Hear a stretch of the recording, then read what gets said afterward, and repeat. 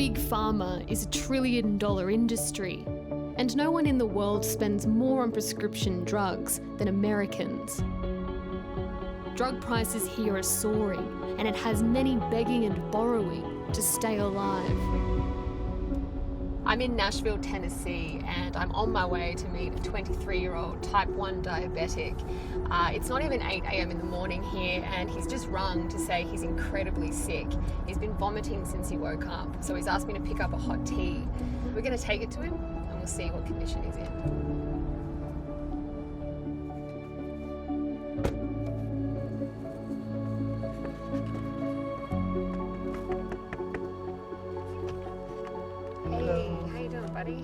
This is Landon Johnson. He's a type 1 diabetic and has been vomiting almost daily for the past 2 years.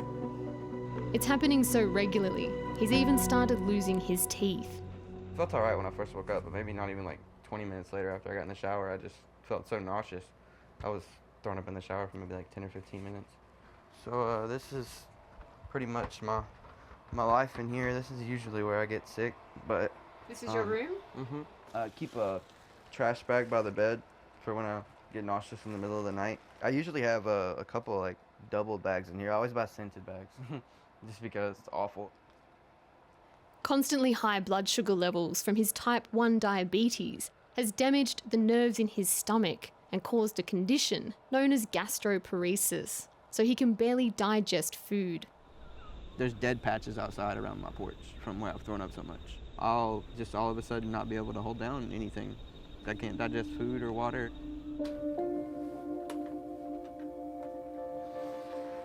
Landon is so sick because he isn't getting enough insulin, the drug that diabetics rely on to reduce blood sugar levels. Well, 364 is not a good reading. That's probably why I was sick this morning. So what is a normal reading meant to be? For a normal person that's not a diabetic, a blood sugar reading that's normal would be like 80 to 120. And mine's 364, so yeah, that's not awesome. Not at all. If I let it set too long, I would be in the hospital. Landon tells me he recently aged off state welfare insurance, which means now he's uninsured. Earning just $9.50 an hour at a nearby gas station, he says he can't afford insulin. That was fun. So I actually tried to stock up on as much insulin as I could. It's a good idea to go. In the kitchen, he shows me his supplies that are running out.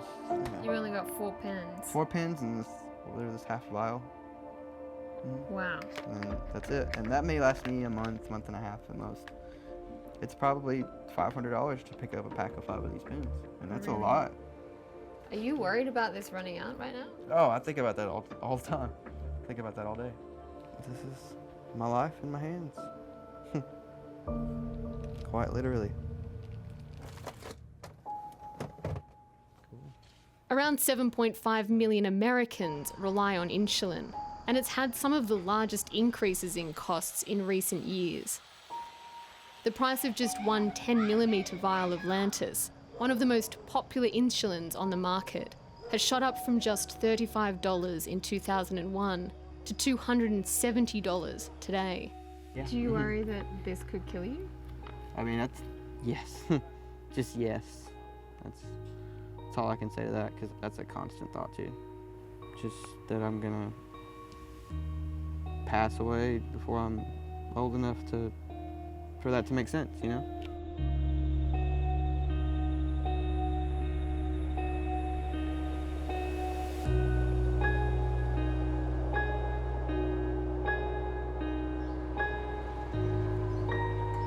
It's not just the uninsured like Landon who are having trouble affording their prescriptions. Almost half of insured US adults under 65 are on high deductible plans, so it only kicks in after they've spent thousands of dollars. This is Antavia's area over here, the life of Antavia. From birth, as you see, to young adult. She was a very, very happy little girl. She was. Like Landon Johnson, Antavia Warsham was a type 1 diabetic. She died when she was just 22 years old. She was photogenic. She loved taking photos. Loved taking photos. This one here was our last Christmas together. Our last Christmas. Even though she had insurance, her mum says she died because she couldn't afford her insulin. Prior to her passing away and up to the age of 21, she had secondary coverage, but it only covered her up until the age of 21. But after she aged off, it was like I had to pick up what the primary didn't pay, and we couldn't afford it. That's when she started rationing. This is where Antavia was living, and she passed away at home. And her room was up there. That was her window right there in the front. My son Damien found her brother. She was face down. And we sat there on that curb for a long time. And they finally brought her out in that black bag. I never did get to see her.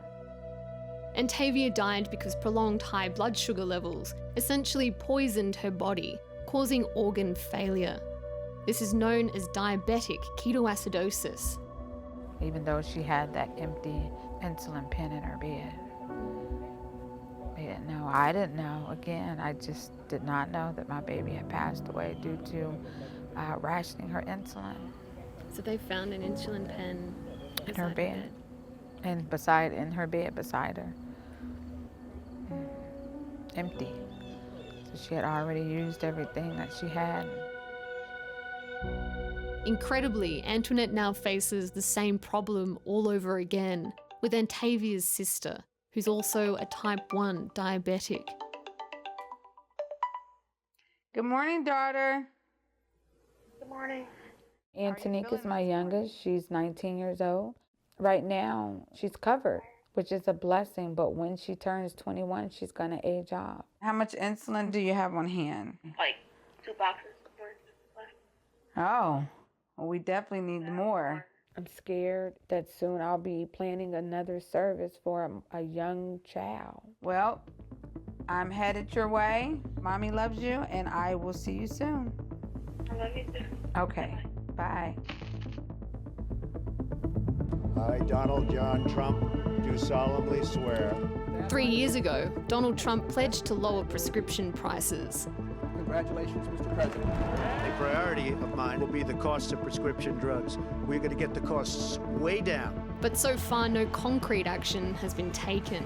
The issue is whether the Democratic Party has the guts to stand up to the corrupt, price-fixing pharmaceutical industry. It's now the biggest issue on the campaign trail, ahead of next year's presidential election. The 8 biggest pharmaceutical companies and insurance companies last year profited $72 billion. The problem we've got right now is the overall cost of healthcare. While Elizabeth Warren and Bernie Sanders want Medicare for all, President Trump has suggested legalising a mass importation of medicines from Canada. But while both sides acknowledge there's a problem, there's still no bipartisan solution.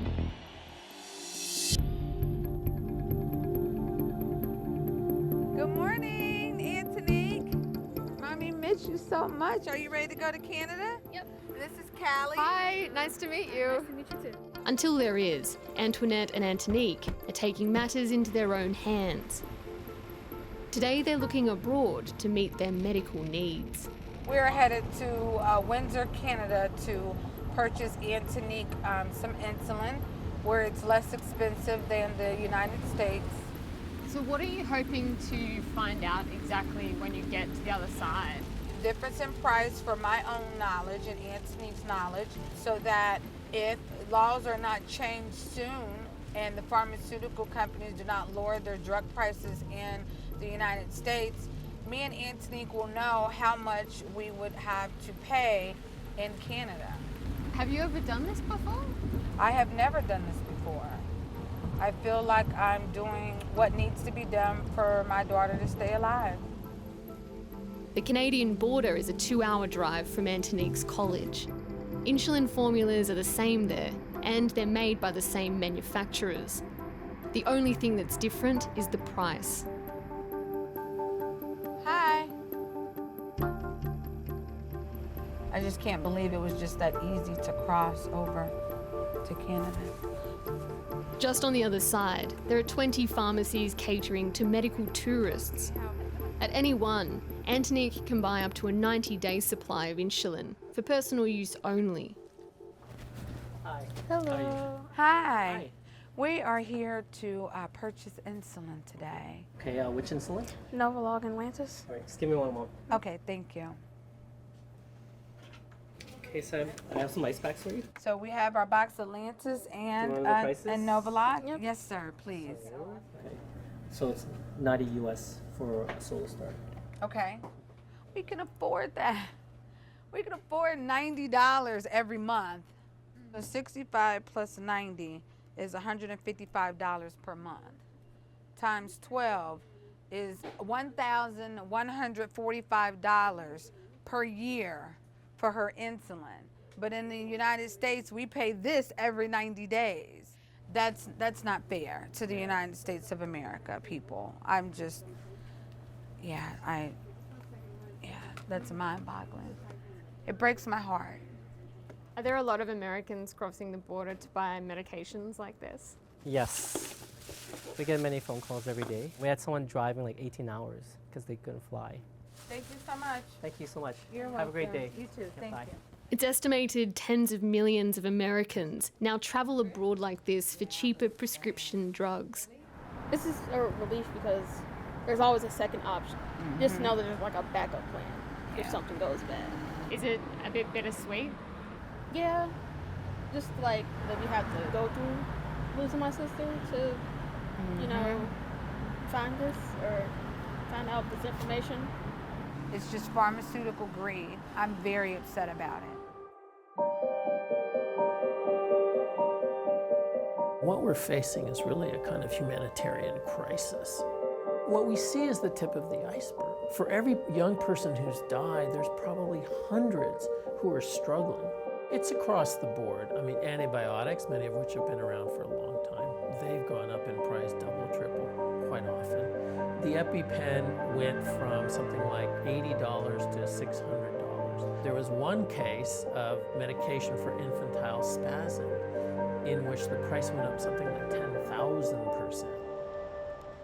In Boston, Massachusetts, I'm joining Dr. Vikas Sani, who's preparing to take on Big Pharma. He's a cardiologist with more than 30 years' experience across community hospitals, private practices, and he teaches at Harvard University. My name's Steph. I'm feeling ready. Alan, feeling committed. Coss, feeling proud. What we're about to do with Sanofi is literally speaking truth to power. Ask any marshal in the area. Today, Dr. Sani and his fellow protesters are targeting one of the largest insulin manufacturers.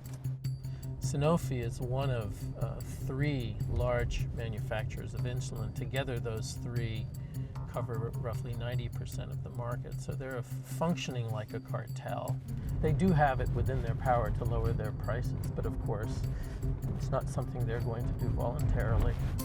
Hey, let's go. All right, let's go, quick. Dr. Sani says big pharma companies like Sanofi are abusing loopholes in the US patent system, finding ways to extend the patents of drugs. They prevent competition and keep their prices high. Guys, bring it in, open this side of the logo too. So there are various techniques for maintaining the monopoly. In the case of insulin, for example, the patent has been extended by patenting the delivery mechanism, not the medication itself. Sanofi, you can't hide. We can see your greedy side. Even though the formula for insulin has barely changed in 100 years, Sanofi, the maker of Lantus insulin, has filed 74 patent applications on it alone. This means it's created the potential for a competition-free monopoly for 37 years. From the point of view of Wall Street, that's almost the natural and logical thing to do. If you can corner a market on something and then jack up the price, there is no countervailing force. There is no ability of the consumer to drop it or walk away. Jada Renee Lewis, age 24, died June 22nd, 2019. She died because she could not afford her insulin. Wall Street has recognized that they can make a killing, and they're literally sometimes making a killing. No more deaths. No more deaths. No more deaths. Pharma don't care for you. The pharmaceutical industry argues America is carrying the cost of research and development for the rest of the world. I think you and others in the industry are stonewalling on the key issue, which is actually lowering list prices. When called before Congress in February this year, executives from 7 of the world's largest pharmaceutical companies argued if Americans stopped paying their high prices, investment in innovative treatments would fall. We will not have a viable, predictable market that will allow people to continue to put the very large amounts of money up to find solutions to some of the hardest problems like Alzheimer's. In the future, we won't get these drugs. Hi, Josh. Hi, how are you? Callista, nice to meet you. Nice to meet you. This is not an industry like tobacco. It just isn't. Pharmaceutical industry is producing products that, at least in some cases, are life-saving, and in many cases are at least helping contribute to someone's health. So I think there's a big difference there. Josh Cohen is a pricing analyst who spent 20 years at Tufts University researching drug development and says current prices are fair. It's more complex than simply saying, oh, the prices are too high. You need to always calculate the price in relation to its effectiveness. What is the drug doing for patients? So, for example, we have a number of gene therapies that cost quite a bit of money. Some of them cost $700,000 or even more per patient. But some of them promise a one-off cure. And if indeed they deliver on that promise of a one-off cure, I think anyone would say that $700,000 is worth it. Josh also says it's not just Big Pharma raising the cost of drugs. They've had to cough up a lot in terms of rebates to insurance companies and pharmacy benefit managers who have not always passed through those rebates to the end user, to the patient, to the family. You could indeed say, hey, those list prices are too high for products such as insulin. At the same time, where are the rebates going? Where are they being retained as profit? Are they being passed through to employers and health plans but not passed through to the patient? That's a major problem. This is what's wrong with US drug pricing. It remains complex and non-transparent. Everyone along the chain is making money, whilst the consumer, the person least able to afford it, pays for the scheme. If you're highly insured, you don't notice. But if you're not, you get hit hard.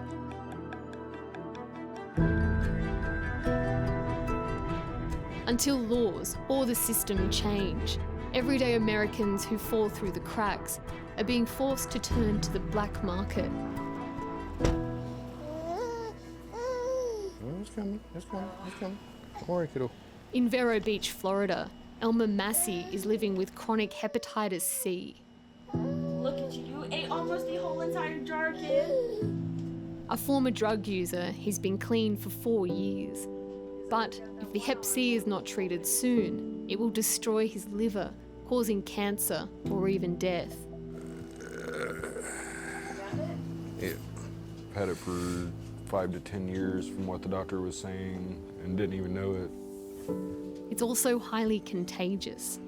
One of the things that I have to be the most careful of is moving around a lot in the house, because if, per se, I catch myself on a nail or something and I start bleeding, he's teething right now, so he's kind of got open wounds in his mouth from the teeth. I'm worried that he might get some of that blood on his binky or something and put it in his mouth, which that would be like a one-way ticket to get it. Hep C kills more Americans each year than any other infectious disease, and yet it's completely curable. So these are the medications? Yep. Here in the States, it would be about 20,000 to 100,000 US dollars, which is insane. That's enough to put someone through a full tuition of college, enough to buy a house, and yet it fits into a small box. So what was it like when that package arrived? It was mind-boggling because I knew that I had a breath of fresh light coming to me, because this is just too insane. Someone of my stature coming from nothing can actually mean enough to someone else to be helped out like this. Yes. Having been denied coverage, Elma has purchased these medications from a seller overseas. So does your doctor know that you're taking these? No, she doesn't. I'm doing it on blind faith. Yeah, I was more concerned because we don't know what they could have inserted into these pills or where he's getting these medications from. If I don't take these, I might as well just dig a hole out front and put myself in it.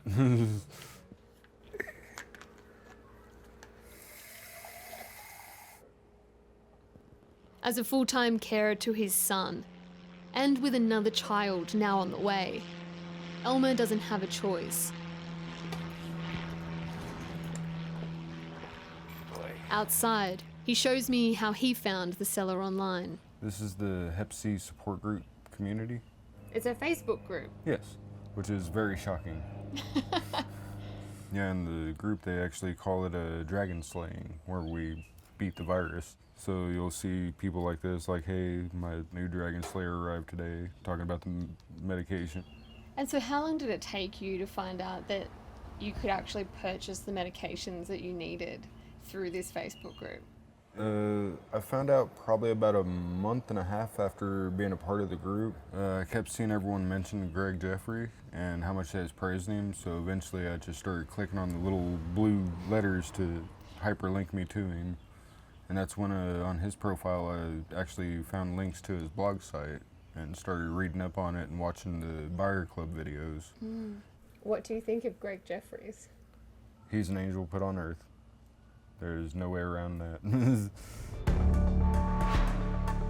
As pharmaceutical drug prices skyrocket in the United States, ordinary people overseas are taking risks to try and help. I never thought that this story would lead me back home, but I've just touched down in Hobart, Tasmania, which is 15,000 kilometres away from the United States.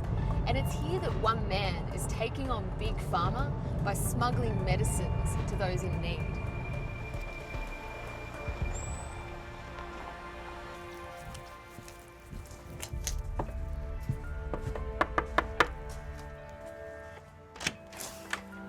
Greg.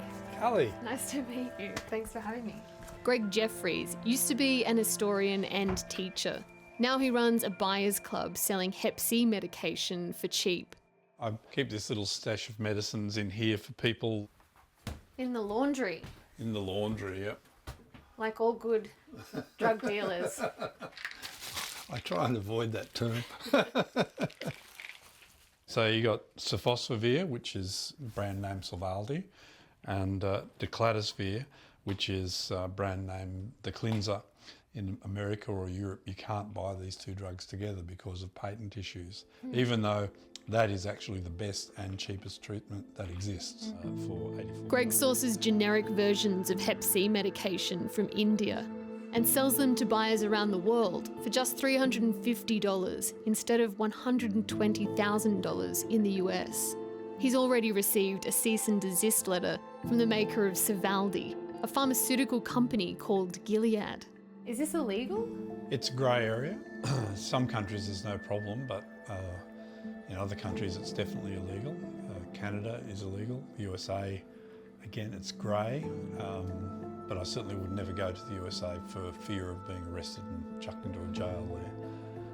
Yeah, so this is the hub of my little network. Greg tells me he receives 100 emails a day from people wanting his help, and most of them are from the US. There's a lot of new inquiries, so, you know, here's one, I'm new here. Here's a lady in the US who's had her insurance denied. To think of people knowing that there's a cure there and that they could be well, except for the fact they haven't got enough money to pay for it, to me is obscene. For Greg's customers, like Elma Massey, it takes just 12 weeks to completely eradicate the disease. So how's the treatment going, Elma? It's going pretty good. I believe I'm on day 19 or 20, I believe. You feeling better yet, or you feeling any benefits from it yet? I noticed that I'm not as like physically tired, but I'm still kind of mentally drained, I guess. So why are you doing this? Because I had Hep C, because I thought I was going to die from Hep C. I've been there, I've felt the desperation, I've felt the hopelessness, I've felt the weight of having something living inside you that you know is slowly killing you. So I know how that feels, and that's why I'm doing what I'm doing. I'm looking forward to hearing the news when you're cured, huh? Oh yeah, hopefully I can slay this dragon. Yeah, I'm sure you will. I'm sure you will. Good to talk to you too. Yeah, see you, mate. Bye. Medicine shouldn't be about making huge profits. Medicine should be about giving people health.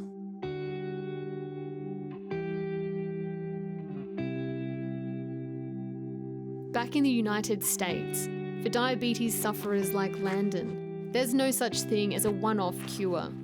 He needs insulin every day for the rest of his life. So he relies on handouts from strangers to keep him alive. So right here, this is from my friend Elizabeth. She lives in New York. She sent me some insulin pen needles. She sent me a bunch of test strips. Here is the GoFundMe page. And how much has that raised? So far it's at $38,822. He donated $5,000. That blew me away. Like, that was one of the emotional moments. It's hard for me to imagine just someone being that generous, you know, because that's a lot.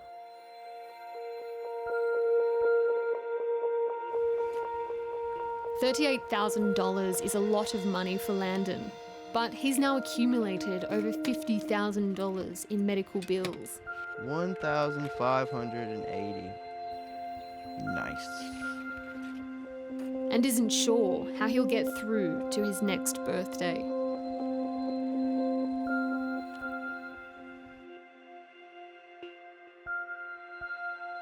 How are you all today? Hey, Mama, how you doing? Hey, girl. Happy birthday. For Antoinette, today all she can do is mourn what would have been her daughter's 25th birthday. If things don't change, what are the consequences for Antavia's generation? More and more young adults are gonna die. They're gonna die because they can't afford their health care. Happy 25th birthday, Antavia, aka Tay Tay, because we called her Tay Tay. That was my nickname for her. Mommy, love and miss you. Happy birthday to you. Happy birthday. If you could sit down with big pharma company directors, CEOs, what would be the question that you want to put to them? How much is enough? That would be the question I would put to them. Have you no shame? 1, 2, 3. Happy birthday. Rest in heaven, Tay Tay. Rest in heaven.